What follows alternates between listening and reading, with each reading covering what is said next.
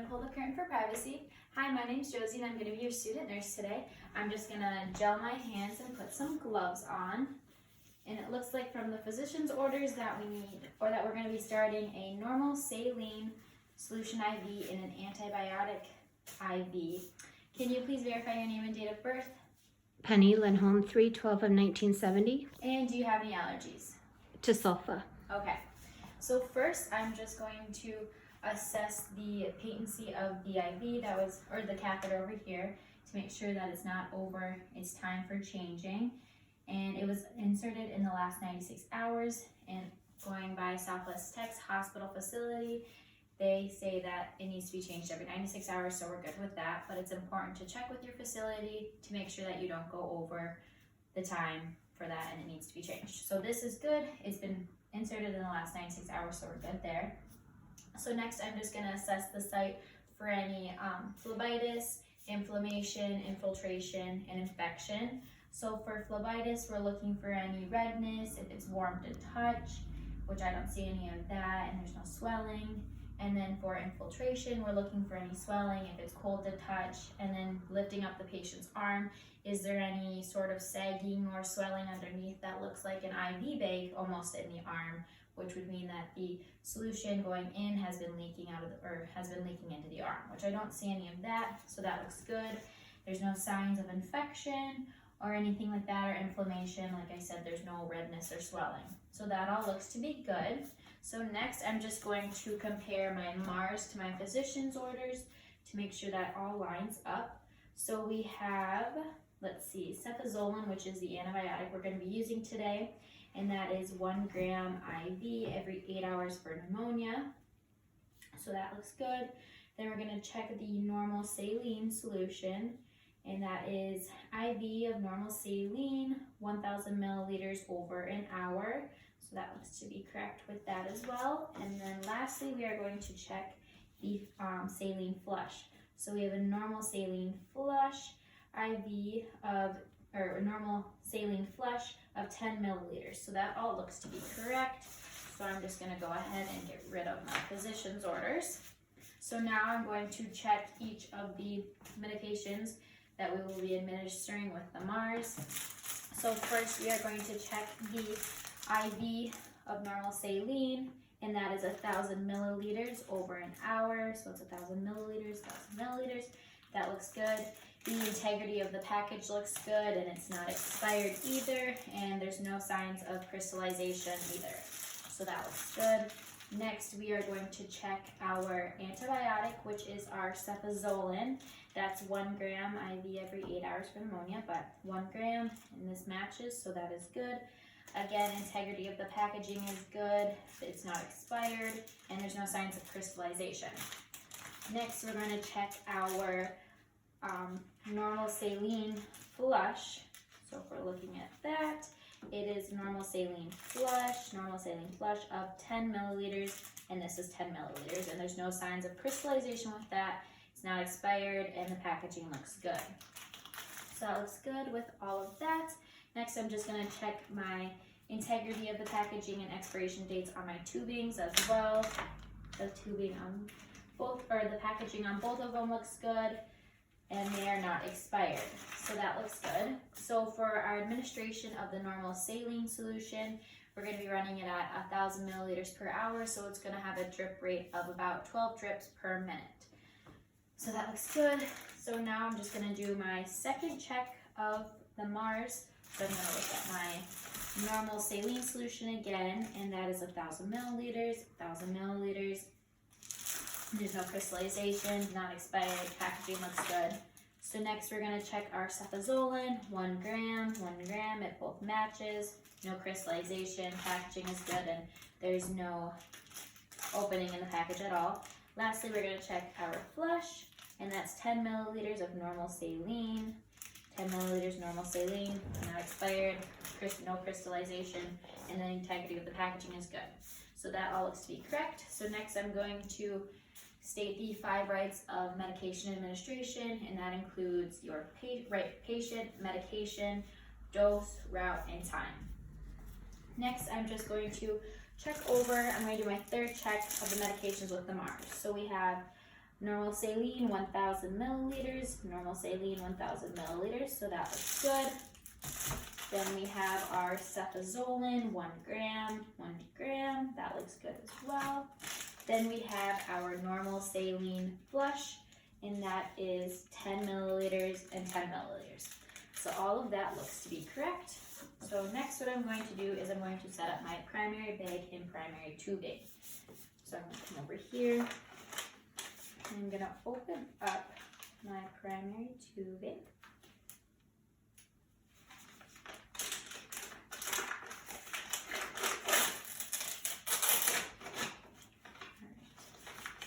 Take it out.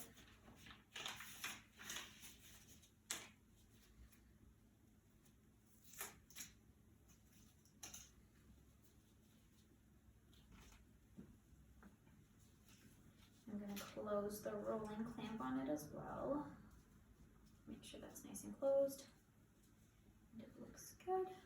Alright, so now I'm going to open up my primary bag.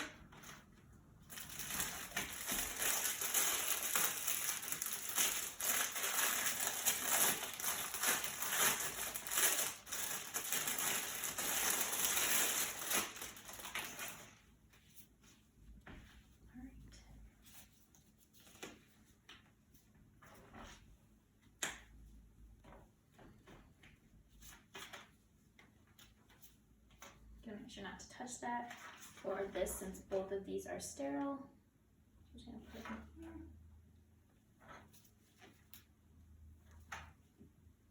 Making sure not to touch them.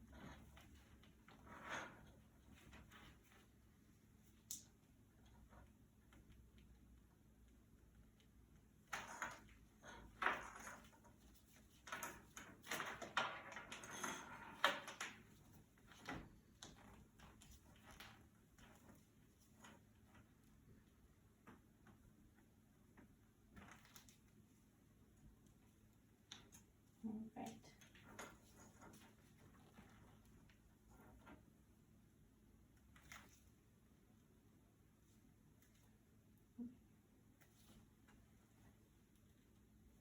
All right, so that looks to be in. So now we're just going to prime the bag.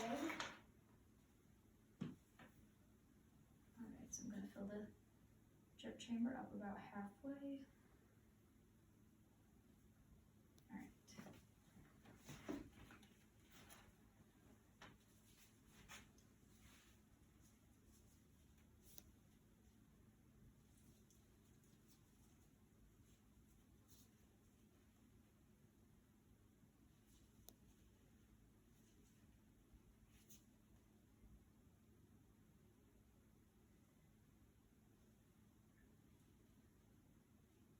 And there's no air bubbles or anything like that.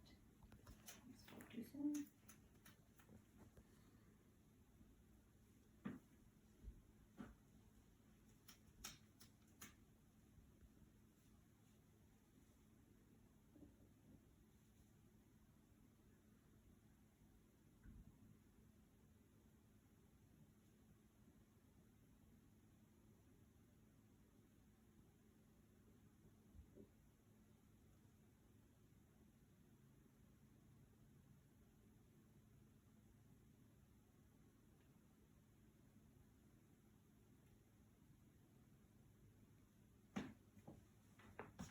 Alright, now I'm just going to let it run out a little bit to make sure that it's all working.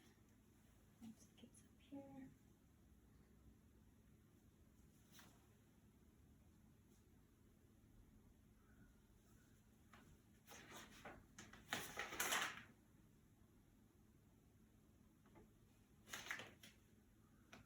Alright. So I'm going to close the clamp again. Okay.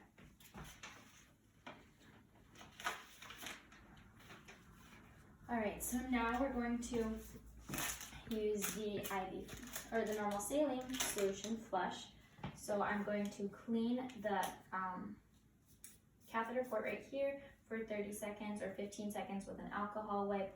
Make sure that's nice and clean and sterile. And then I'm going to set it down on the alcohol wipe. And again, I would just make sure that the site is good. There's no inflammation, phlebitis, anything like that, so that all looks good.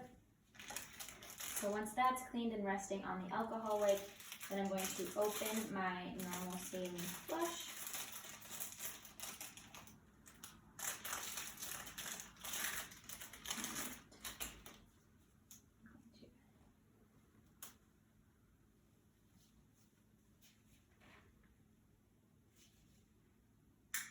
There we go.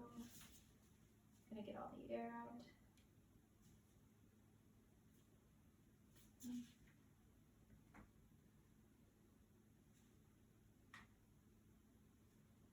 Alright, so now I'm going to insert it into here.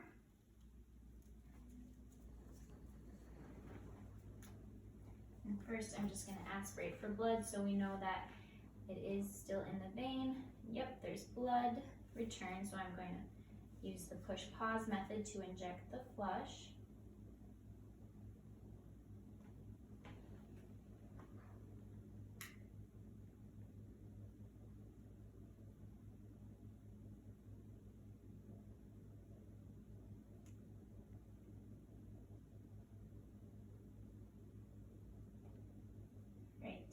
Once that's gone, I'm just going to let it sit here for sterility, and then I'm going to come over and get my primary line, and I'm going to take off the top and be careful not to touch it since it is sterile under here. Right, and I'm going to take off the flush, and I'm going to connect my primary line.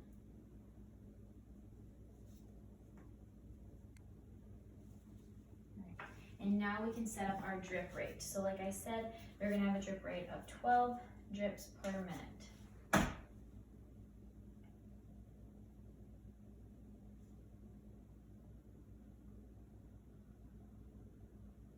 So using my watch, I'm going to monitor to make sure that our time is good.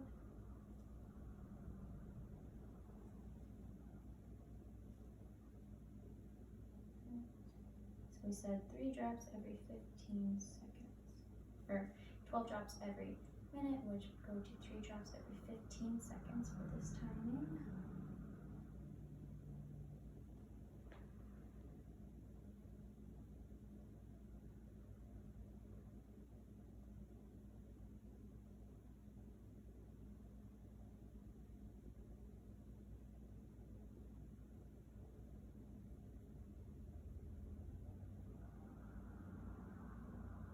So that looks to be good. And then get the proper drip rate. So now what we're going to do is we're going to move on, or first I would label the primary bag, label all that, put my name, my initials, the date, and the time on that. So now we are ready to set up for our secondary line. So first I'm going to read you some information on the antibiotic that we are going to be administering. So we're administering cefazolin. Safe doses of it are 250 to 1.5 or 250 milligrams to 1.5 grams every 6 to 8 hours, up to 6 grams. However, 12 to 24 hours have been used, but it just depends on the severity of the infection. With this, it is very important to check compatibility, and for this, I checked the compatibility of the cefazolin with the normal saline, and they're compatible, so I can administer this medication as well. The rate of administration for this is going to be 6 drops per minute. Uses for this medication for cefazolin are severe infections, severe infections for the upper or lower respiratory infections, skin, bone, or joint infections. However, we are using it in this case for pneumonia for this patient. Contradictions of this medication are hypersensitivity or hypersensitivity previously to penicillins, cephalosporins, or other allergens. Drug or lab tests for this medication are to monitor platelets, urine, and glucose. Side effects are anorexia, diarrhea, increased bun and creatinine levels, seizures, leukopenia, and renal failure. The antidote for this medication is to discontinue the drug if indicated and to treat with fluids and electrolytes, protein supplements, or Flagyl. The dilution of this medication is 50 milliliters diluted with normal saline. So now that we have that done, I'm going to make sure that my primary bag is running at the prescribed rate from the physician, which it is, so that is good. Then I'm going to come over here and assess the catheter site or the IV injection site, make sure there's no phlebitis, which again would be signs of that would be the site is cold to the touch, there's swelling. If you lift up the patient's arm, there would be sagging, almost like there's an IV bag in the arm. So that would mean that the fluid is leaking out into the arm. So there's none of that. There's no phlebitis, or sorry, that was infiltration. For phlebitis, we are looking for any redness or swelling, or it's warm to touch, which I don't see any of that either, so that's good. So next we are going to state the dosage for this, for the rate of administration for this medication. Like I said, is going to be 6 drops per minute.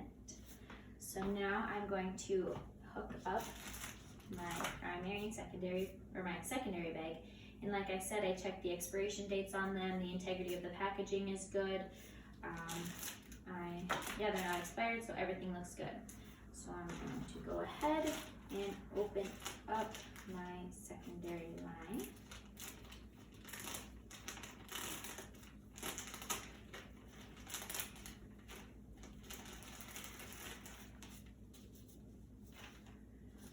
Go ahead and hang my primary bag from this.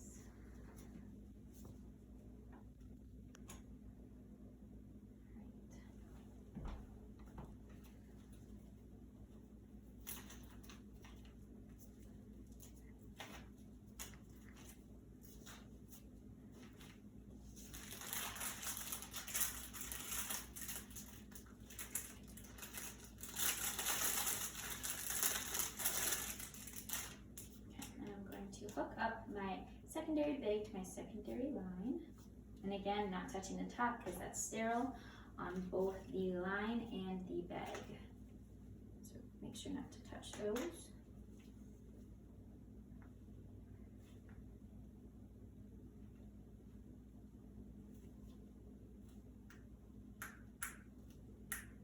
All right, I'm gonna just set that here, and again, I would take an alcohol wipe and I'm going to clean the top port on my primary bag for 30 seconds to make sure that's sterile and clean. Then I'm going to come over and I'm going to, first I would have closed my clamp on my IV drip, or on my secondary line before I plugged it into my IV bag. So then I'm going to come over here and I'm going to take off the cap again, make sure not to touch this as this is sterile as well. And we're going to hook it up into the primary line. All right. So once that's hooked up, I'm going to place my secondary bag lower than my primary bag. And I'm going to go ahead and I'm going to prime this bag. So we're going to open up, and as we can see, it's coming in through. And we're going to let it fill up the drip chamber just about halfway. All right, we're gonna let it fill up halfway.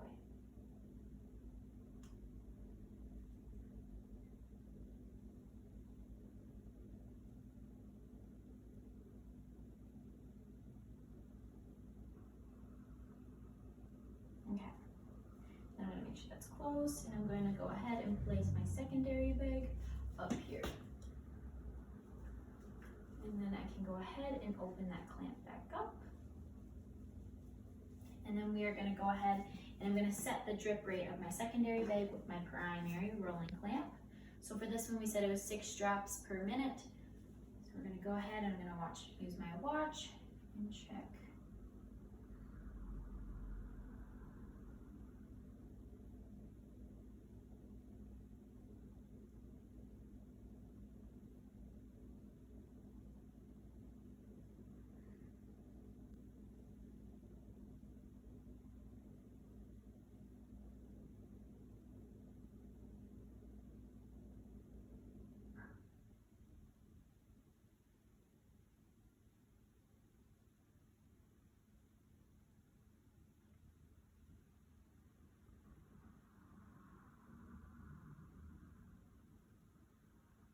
Alright, so that looks to be set up correctly.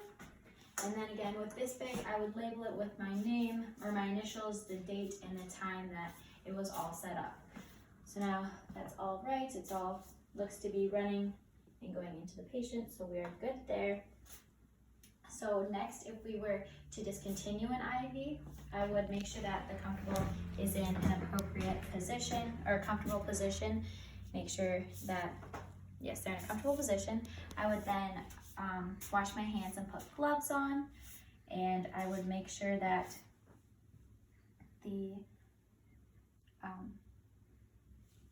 I would check. So if I was to discontinue it, I would, I lost my train of thought. If I was to discontinue it, I would make sure that the patient's in a comfortable position. I would wash my hands and put gloves on. I would take off the IV dressing. I would then take a alcohol wipe and I would scrub the injection site for 15 seconds. And then I would take a 2x2 gauze and I would place it above the injection site.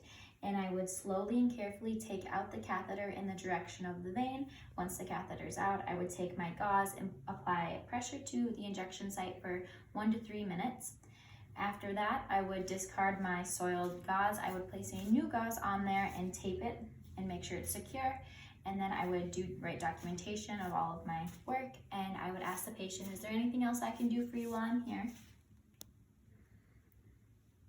And then I would thank them and tell them to have a nice day.